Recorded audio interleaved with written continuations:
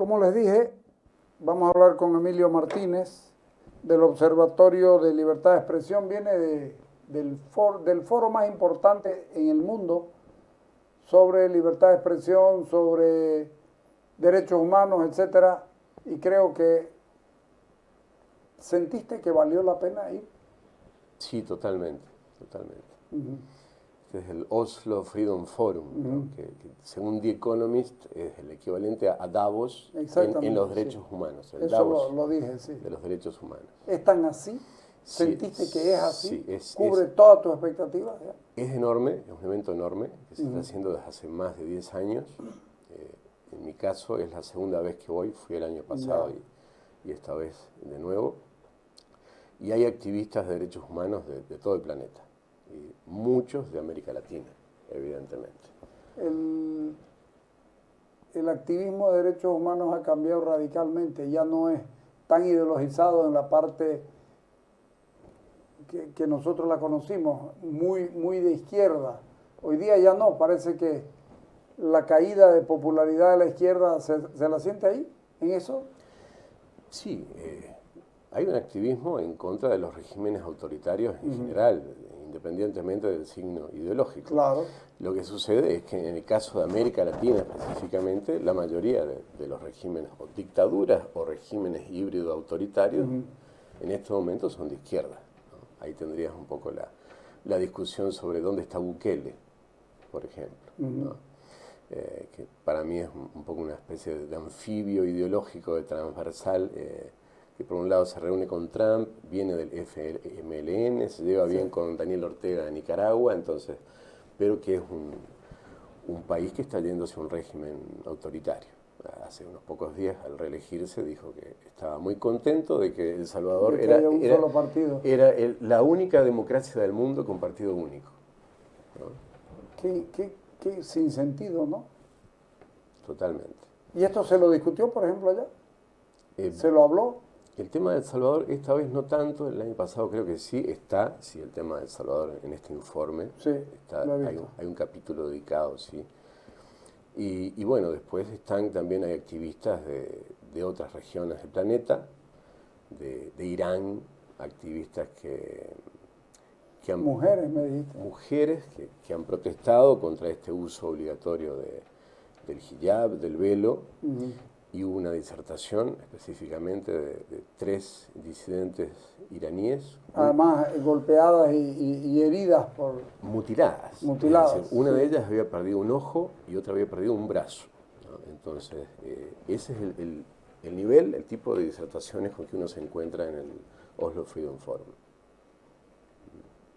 ¿Para qué se hace esto?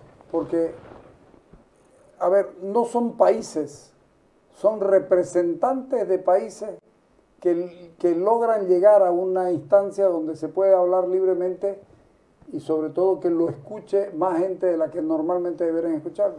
Correcto. Es para empoderar a la sociedad civil. Entonces, por una parte, se logra conectar a los activistas de una parte del mundo con los de otra parte. Y ahí hay un intercambio de conocimientos, porque algunos han aprendido cómo enfrentarse a esos regímenes de ciertas formas. Hay ciertos métodos, ¿no? Cierto arte operativo, se podría decir en términos estratégicos, y entonces hay ese intercambio, ese enriquecimiento. Y lo otro es lo que vos decías, hay una visibilidad que se logra de los temas, de los problemas de estos países, al estar en este foro tan importante a nivel mundial, que tiene, por ejemplo, el respaldo principal de HRF de Nueva York, que es el actor principal que lo impulsa, pero también de entre los coauspiciantes estaba el gobierno noruego, la Cancillería noruega era parte de esto, desde hace años. Ahora, decime,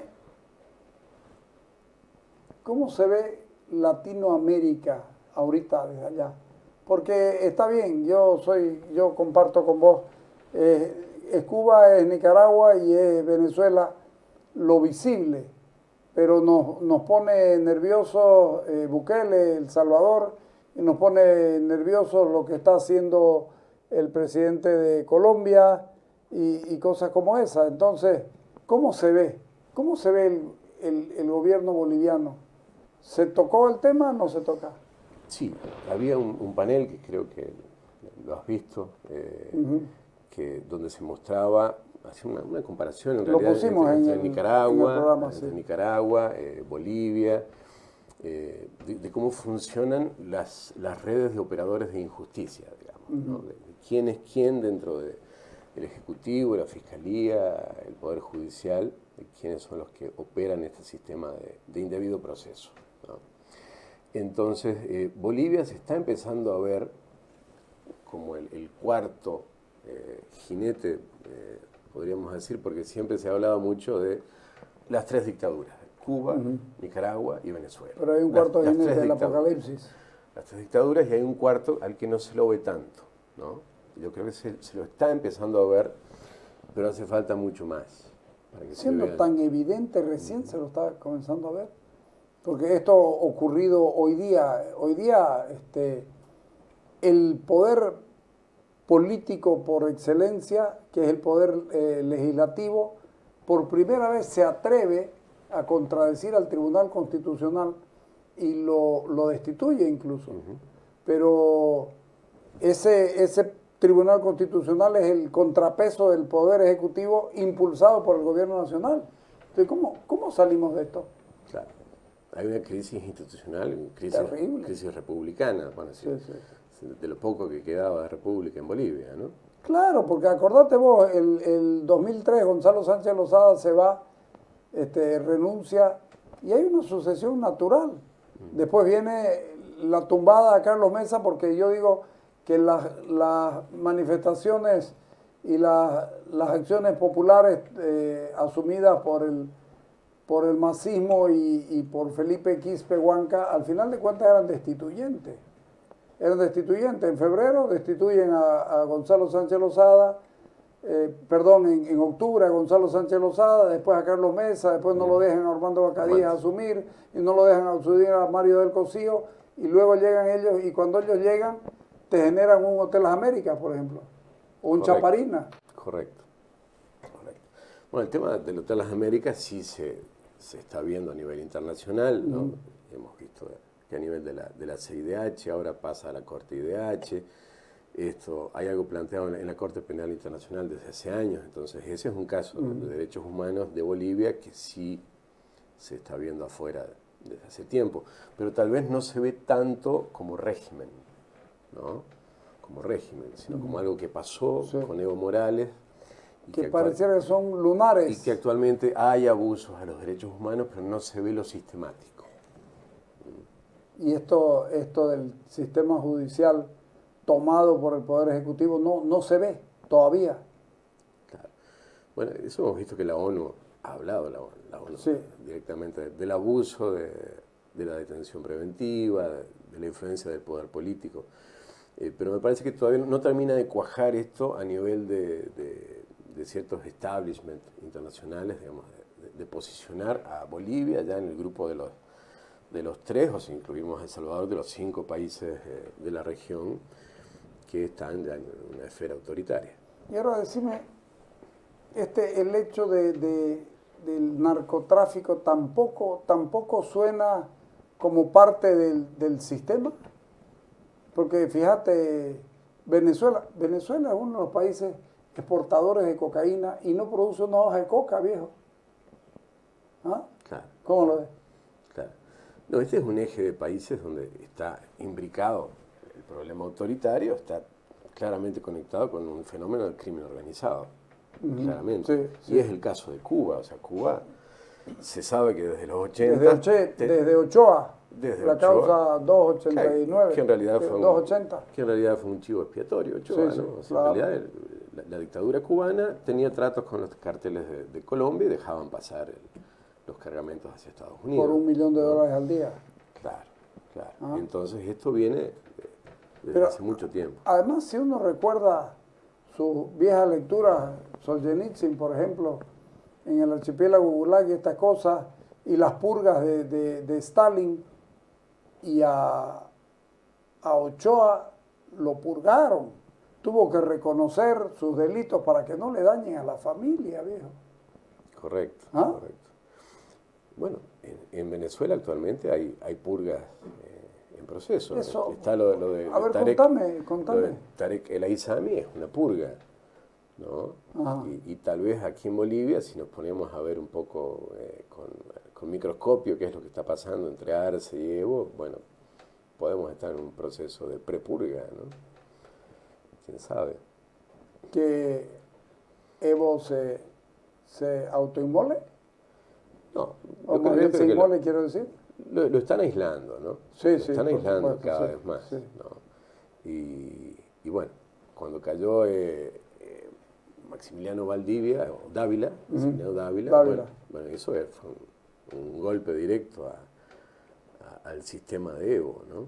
Ahora decime, ¿cómo Evo Morales termina logrando que lo invite todavía el presidente de México y representar al Grupo de Puebla?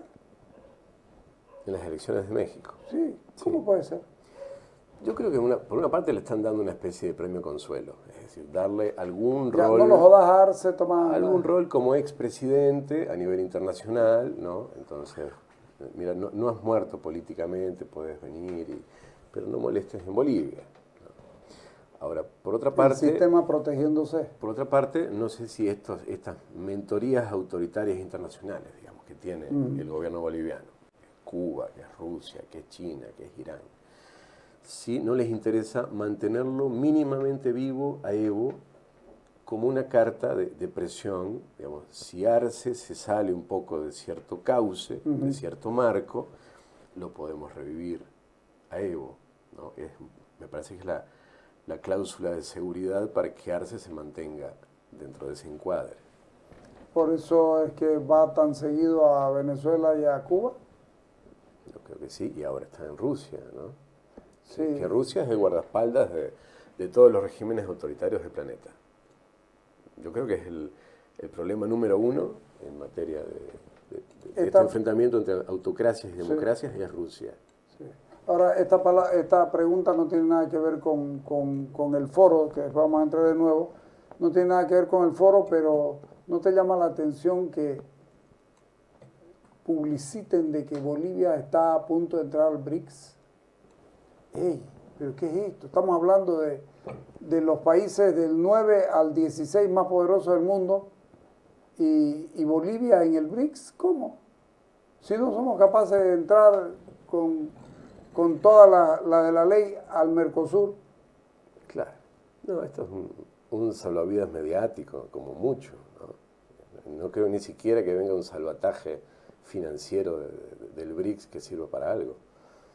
No creo que alguno del BRICS, salvo Rusia, digamos, por interés de la sal, porque después ¿quién va?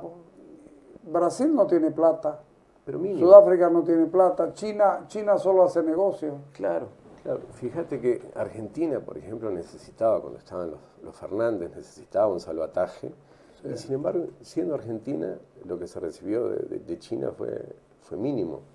Y tuvieron que recurrir a los organismos multilaterales, que es lo que le queda a Bolivia nomás, en el tema económico.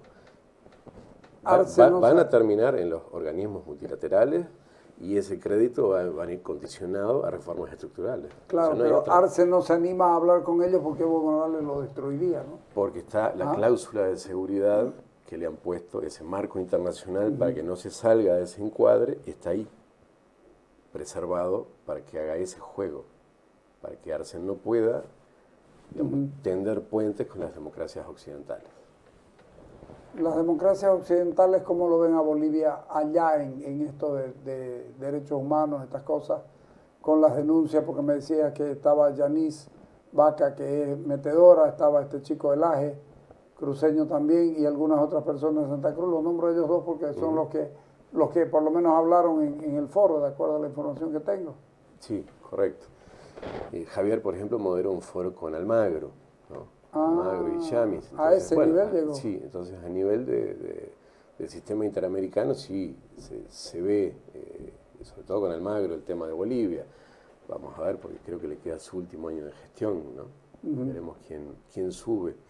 Pero a nivel mundial, es un tema que se ve muy poco porque hay unas preocupaciones gigantescas. Está Rusia invadiendo Ucrania. Sí. Rusia que a nivel interno tiene unos atropellos de derechos humanos gigantescos. Terrible. En China también. O sea, ¿Conociste a la hija de Navalny, me dijiste? ¿O a la esposa? La esposa de Navalny recibió un premio ya. póstumo, Yulia Navalnaya, póstumo a su marido, en el marco de este evento. No fue en el mismo lugar por cuestiones de seguridad, fue en el ayuntamiento de Oslo. Pues esto pasó en estos días, sí. Y después, bueno, hubo participación de otros disidentes rusos en este evento.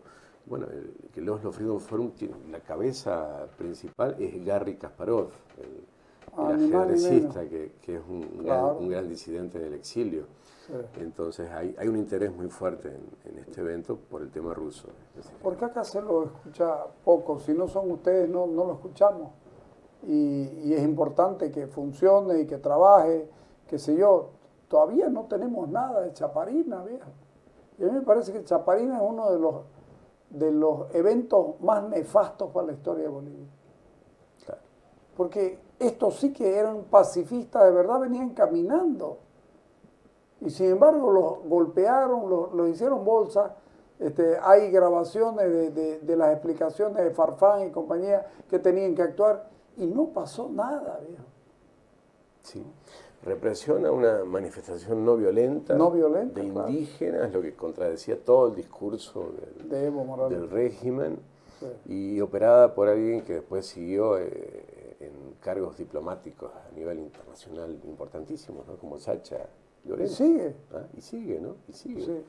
Cuando creo que no deberían recibirlo en estos foros internacionales con ese antecedente. ¿Y sigue yendo? No sé, francamente, últimamente. Human Rights, el AGE, ¿es boliviano en Estados Unidos o es el Human Rights de Estados Unidos? Human Rights Foundation, sí. Tiene su sede en Nueva York. Ya. Fue creado por Thor Halvorsen, que es de origen venezolano, pero es una organización de Estados Unidos. Ya. Pasa que hay otra que se llama Human Rights Watch, que tal vez... Sí. Que tiene algunos nexos, pero son dos organizaciones distintas, ¿no? ¿Esa es de Rubén Darío? No.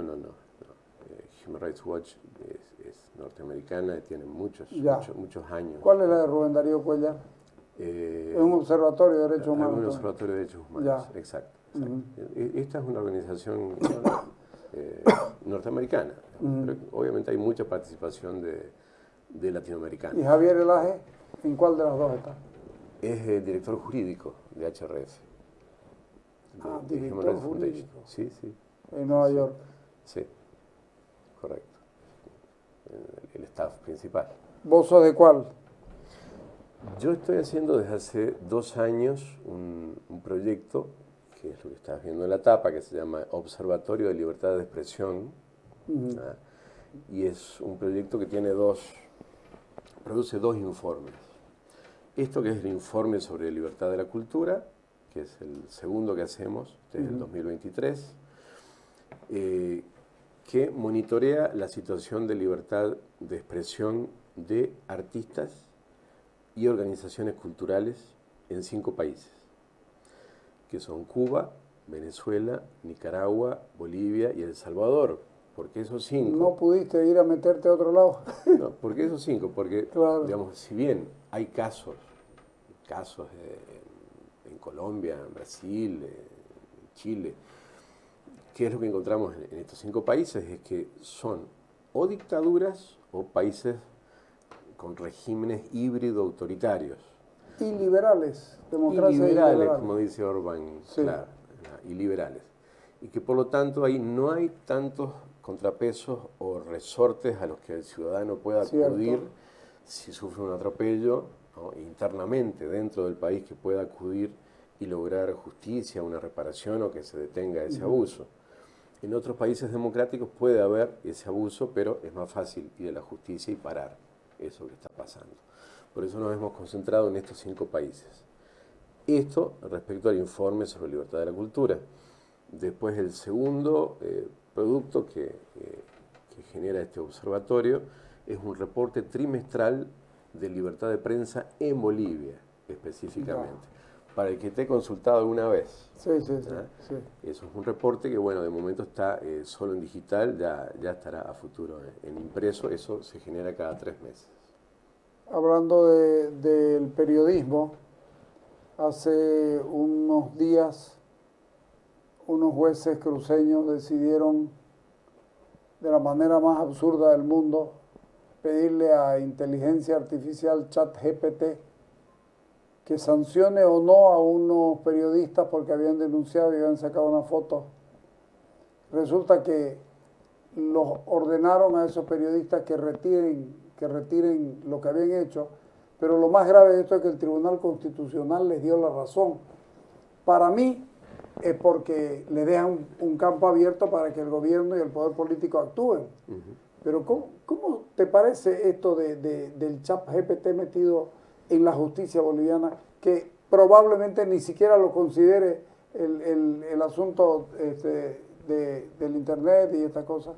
Claro, pero más allá de lo anecdótico del ChatGPT, el tema acá es el Tribunal Constitucional. Claro, por supuesto. El Tribunal Constitucional está haciendo de una mini asamblea constituyente permanente, sí, desde que lo habilitó a Evo inconstitucionalmente para su reelección en el 2017. Diciembre del 2017. Ese fue el primer golpe del TCP.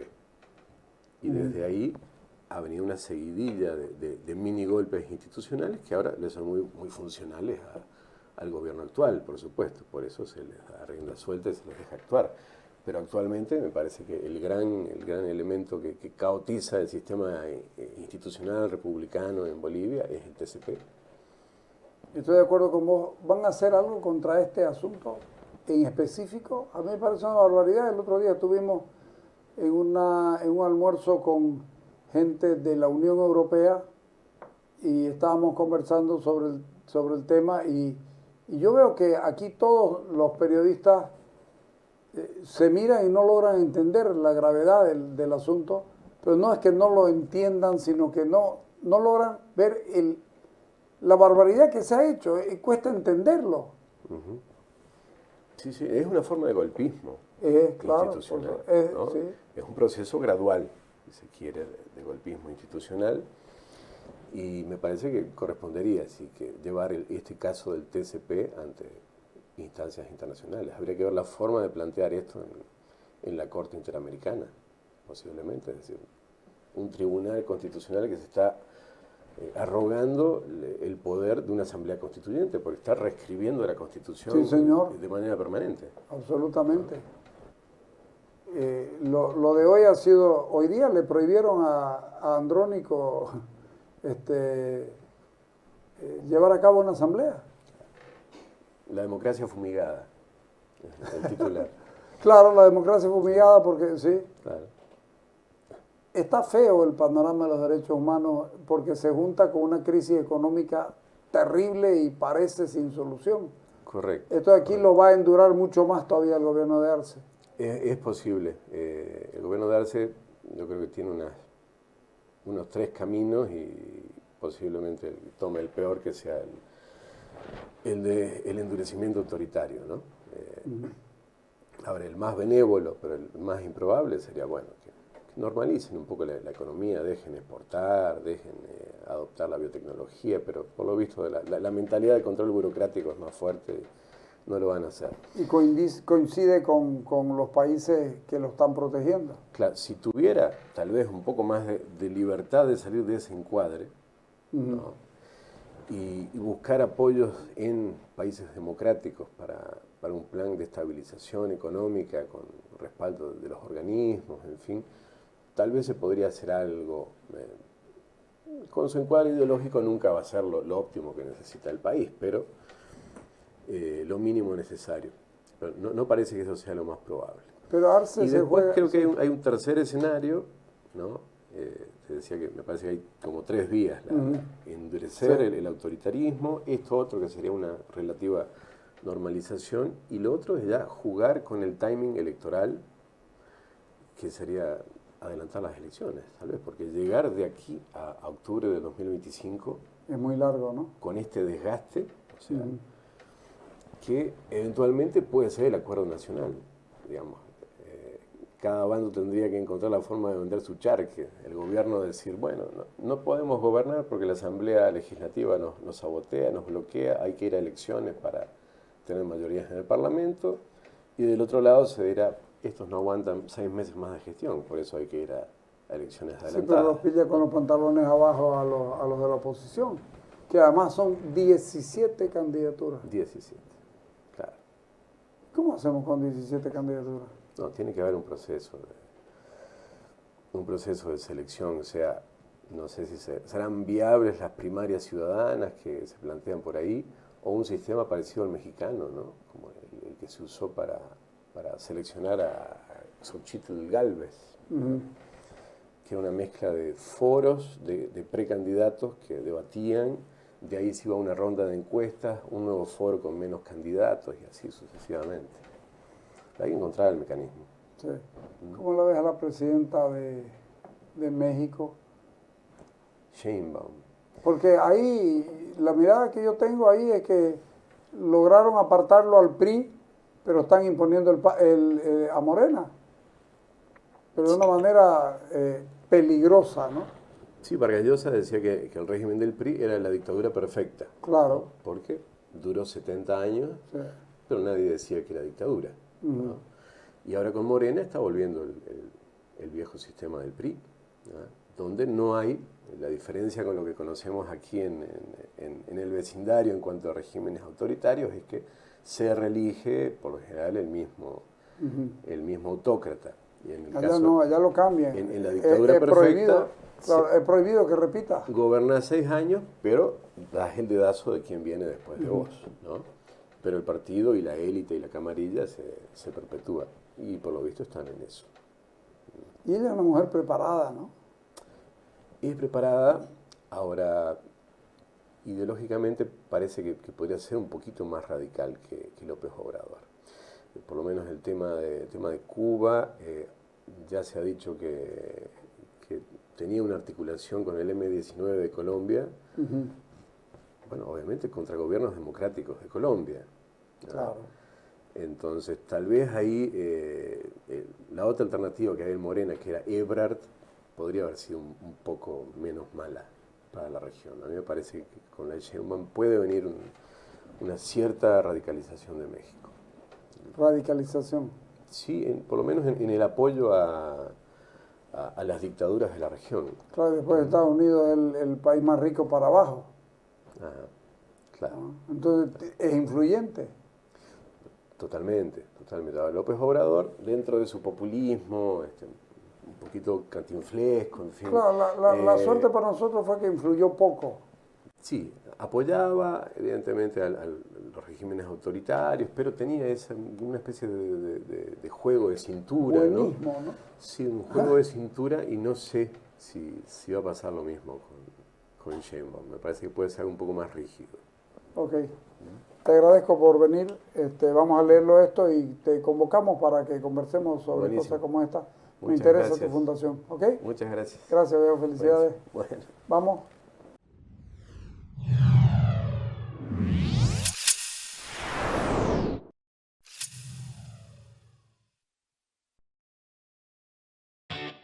La seguridad vial es fundamental para la seguridad ciudadana. Por eso instalamos 700 cámaras de vigilancia en calles y avenidas, conectadas a un centro de monitoreo para mejorar el tráfico vehicular en la ciudad.